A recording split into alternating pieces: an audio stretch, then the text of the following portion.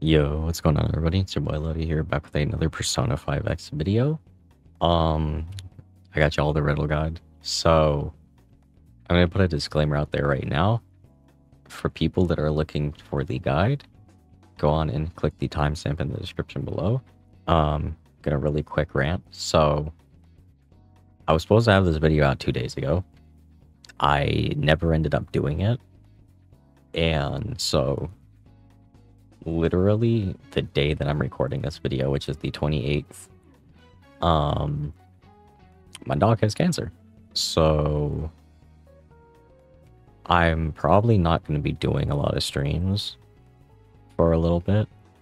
I might stream here and there, and I might like upload like a few videos. I'll try and like at least upload like 3 times a week still for you guys, but I'm gonna take a break off from doing consistent streams and uploads because, you know, I'm gonna try and figure out what I want to do, how I want to kind of go from here, you know, deal with my dog, and then you know, hopefully be back in like a better state to like tackle that on.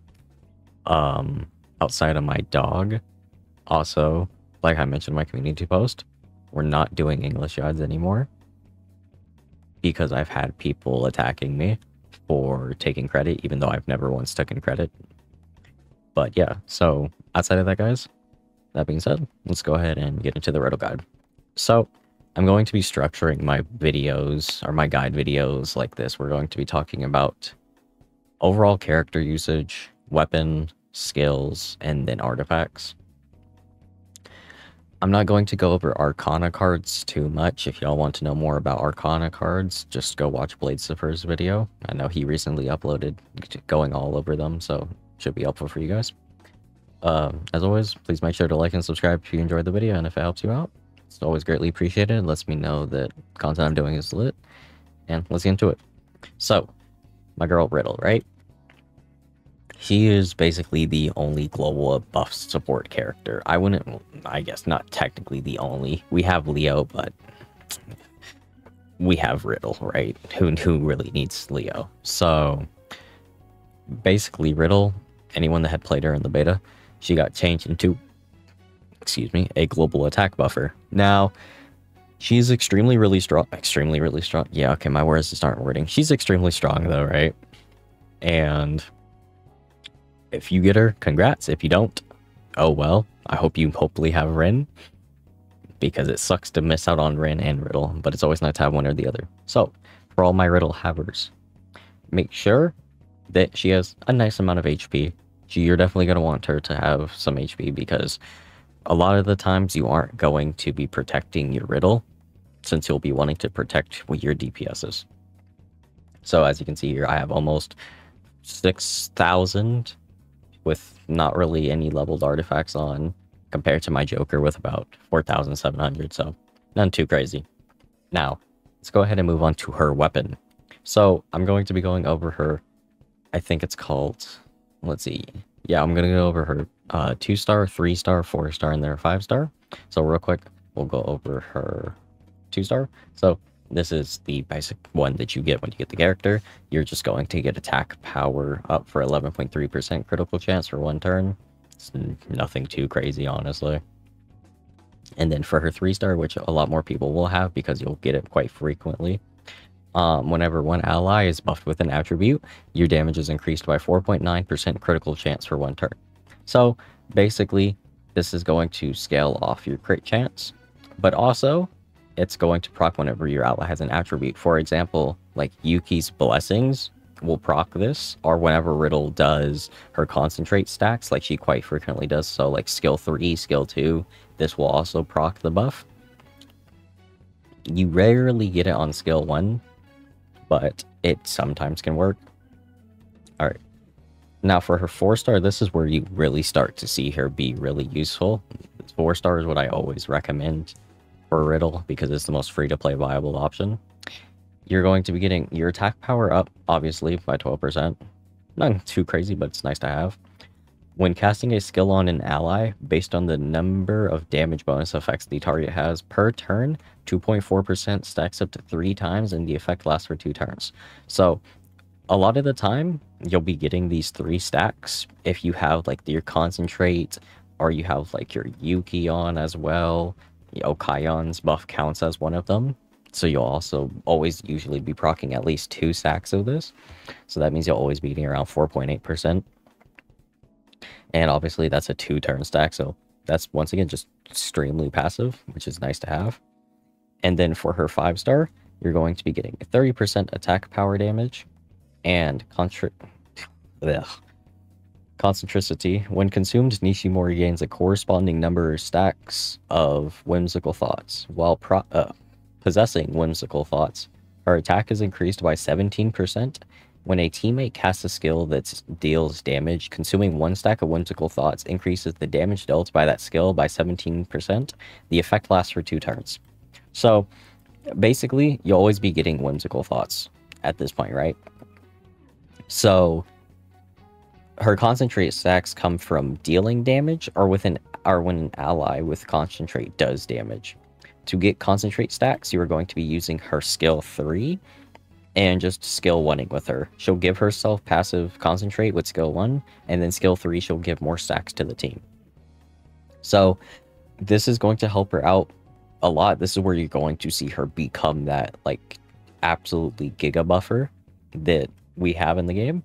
And honestly, Riddle's probably the reason why Bowie got changed into a follow-up attacker instead of being a crazy support. It's because they've already given us Riddle, and low-key, Riddle is so much more busted compared to what she used to be. But that's it for her weapons. Let's quickly go over her... oops, wrong thing. Let's quickly go over her skills. So, in terms of skill priority, what you're going to be leveling up is skill 1, skill 3, and then level up her combat skill as you want. It's not necessarily needed to level up, right? It's not crazy. I say this one is the one that you level up in niches, because it's not too crazy, honestly. A lot of the times you'll just be using skill 1, then once you have enough stacks, you'll use skill 3 to get the team-wide buff. Combat skill is just nice to get up because 1 more. A lot of the time you won't really highlight with Riddle because that's a highlight usage, but it can be useful sometimes. It has saved me. So her skill 1, it's going to deal damage against 1 enemy, 120% of telekinesis damage to 1 enemy, and grants all allies love. Which, when a teammate who is in a total affection state casts a skill and deals damage, Hina Nishimori will gain focus, which is basically her, in quote, concentrate, right? If Nishimori deals damage using a persona skill, she will gain a concentrate stack for 1 turn, lasting 1 turn.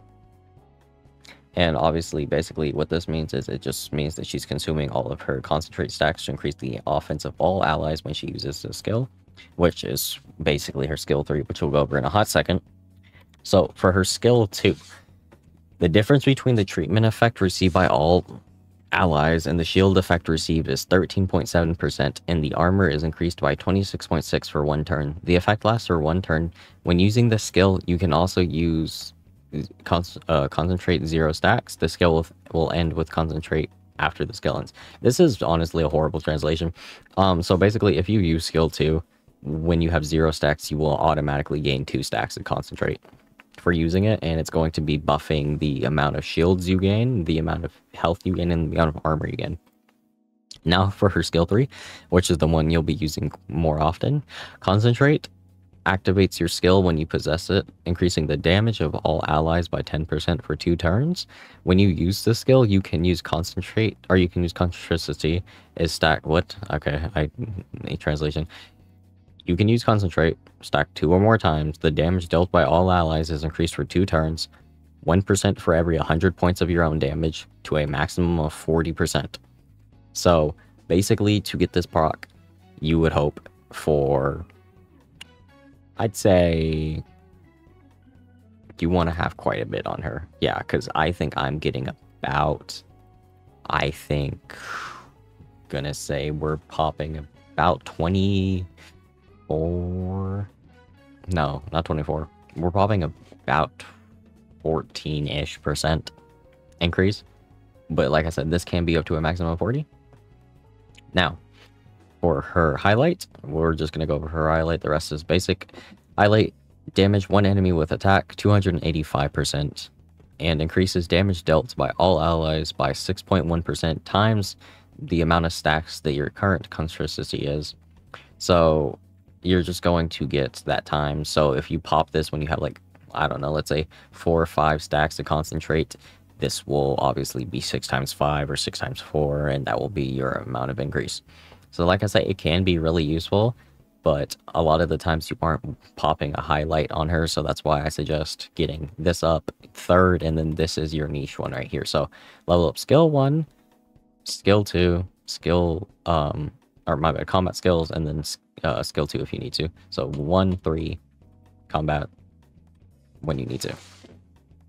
Now, for her artifacts, I don't actually have a super built artifact set on her right now, just because I haven't started artifact grinding on this account just yet.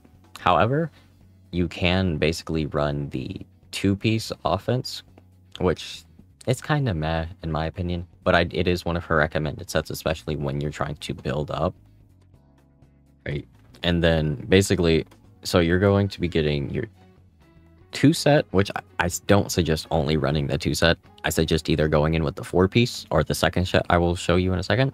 So a lot of the times you are here for the 4-piece, which is every 6 turns after entering combat, your damage is increased by 10%. So that means that Hina is technically reaching her maximum damage value with this set after, I think, 18 turns. And a lot of the time, you will make 18 turns super quickly. So she will be getting her damage up rapidly, which is actually really great. Another thing, if you can proc, or if you have Titan Trust on, right? Other Titans will deal, let's see, where is it? Can I find it? Can I find it? I can't find it. Because oh yeah, I don't have the current one on right for, okay. So, this one, there we go. Trust. Other Titans deal 10% increased damage, cannot be stacked.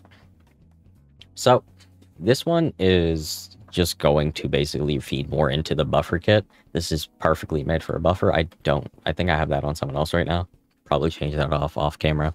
But yeah, so offense set, 4-piece, and then use the Trust Arcana card with the Trust and Power side stuff.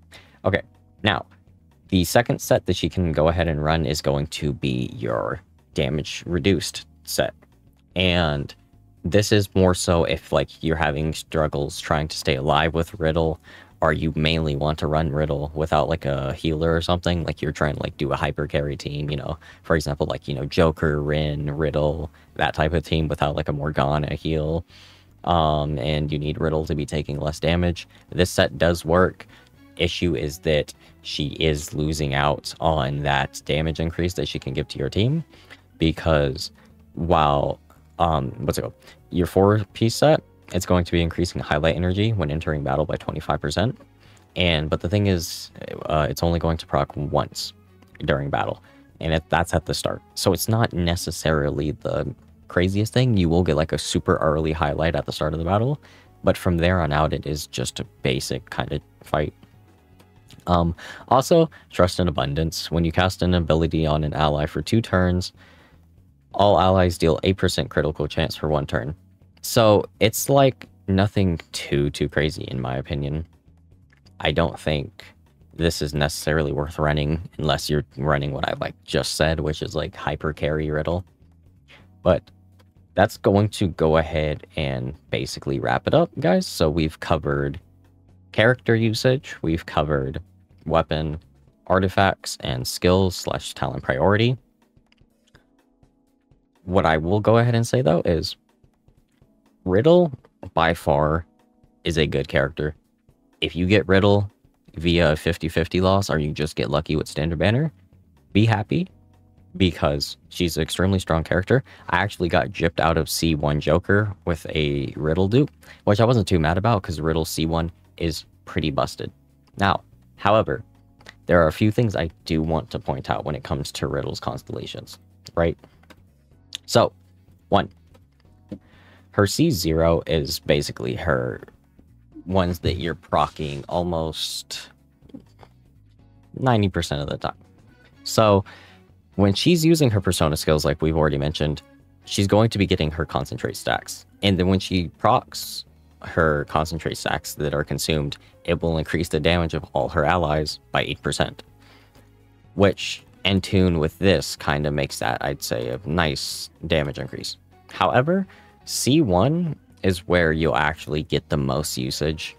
I think C1 of her is actually insanely busted, because it's going to make her actually deal damage as a support.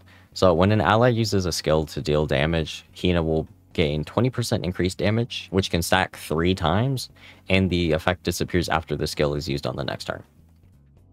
So this is really good for her, because it means that your support isn't doing little damage during her turn. It makes Hina actually deal quite a bit of damage. I think right now the highest I've gotten her to do with like kind of meh artifacts is like a 7k skill 1, which is actually pretty good.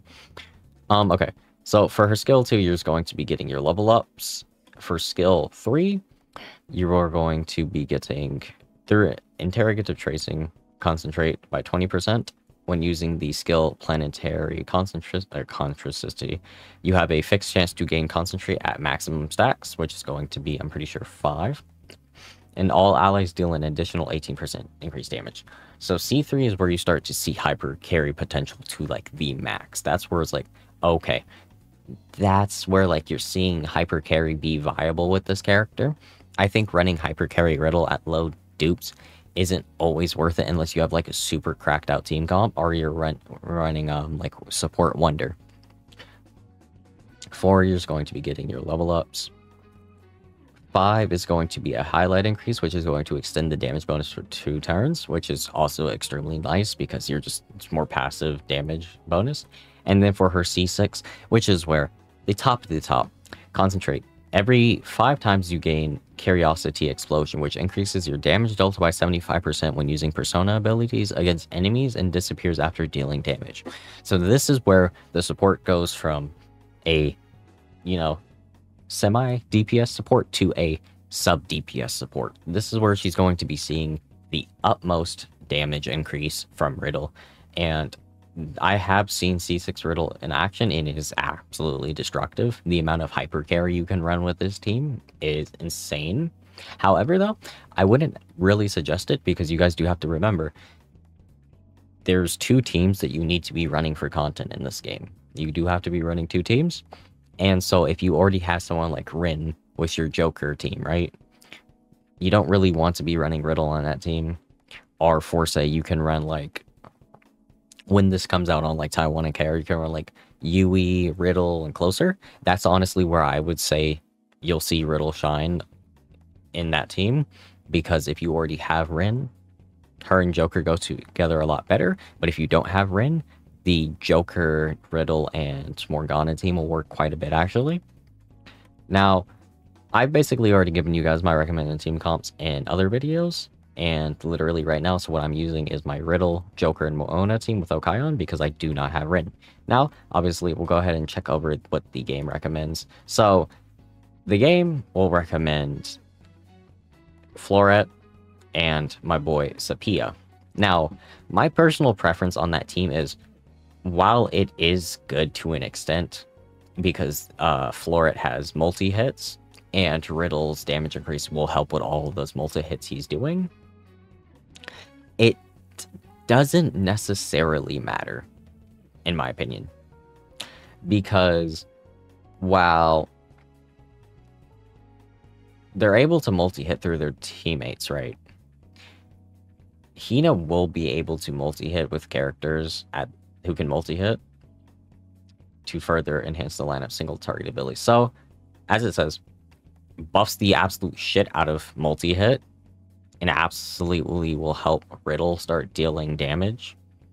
But in my opinion, you only really want to run Floret with Riddle in like Velvet Trials. I think outside of that, as a main team, it's kind of useless, in my opinion. Nothing too crazy. But guys, with that, that's going to go ahead and wrap up the video here. As always, please make sure to leave a like and subscribe. It is always greatly appreciated. Like I stated at the beginning of the video, probably going to be taking a day or 2 off. I will probably try and get the Rin guide out next. And in the background, we are actually getting a Taiwan account up. I haven't been talking about it much, but we're getting a Taiwan account up. We're going to start doing like semi-spending content for guys that want to see me well. But yeah, with that being said, guys, hope you guys enjoyed the video, and I'll see y'all next time. Peace, everyone.